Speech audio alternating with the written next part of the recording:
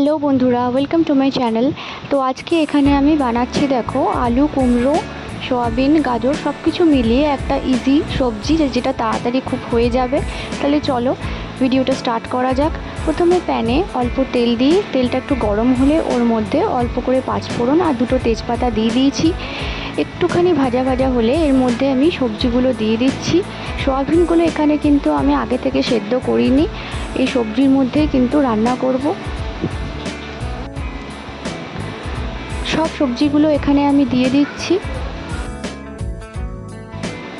এবারে খুব ভালোভাবে নাড়িয়ে নেব, সব সবজিগুলোকে একসাথে খুব ভালোভাবে মিশিয়ে নেব আর একটু ভাজা ভাজা করে নেব।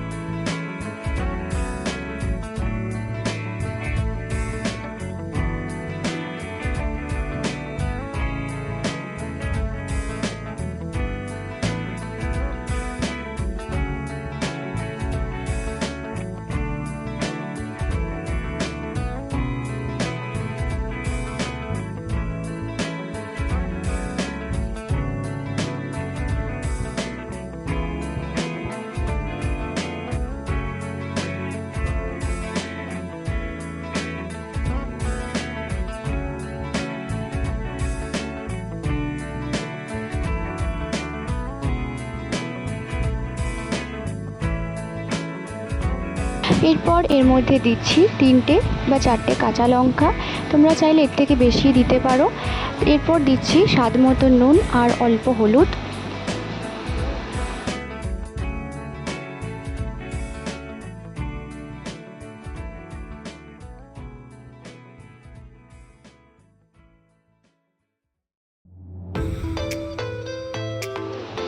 আর দিলাম হাফ চামচ মতন জিরে গুঁড়ো আর অল্প একটু গরম মশলা গুঁড়ো।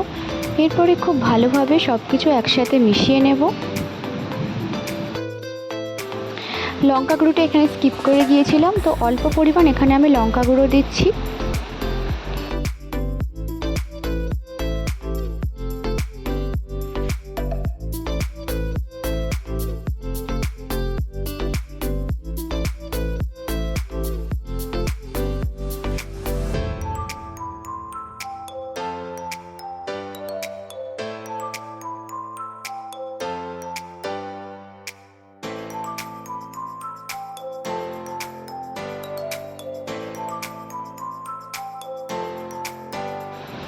এরপরে সব সবজিগুলোকে ভালোভাবে মিশিয়ে নেব।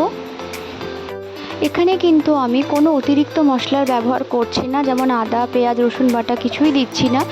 তো এই সিম্পল বেসিক যে মশলাগুলো আমরা ইউজ করি রোজ রান্নায়, সেগুলো দিয়ে কিন্তু এটাকে একটু হালকা কষিয়ে নেব।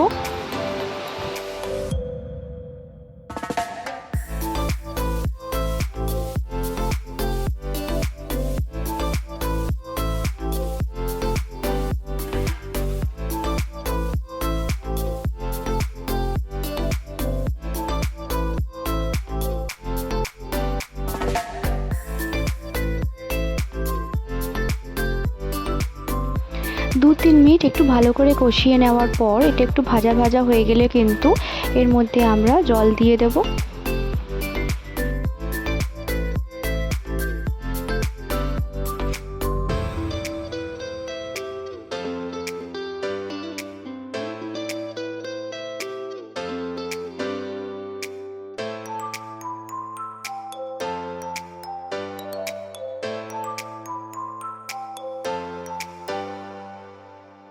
জল দিয়ে দিয়েছি, এবারে কিন্তু একটু ভালো করে মিশিয়ে নেব।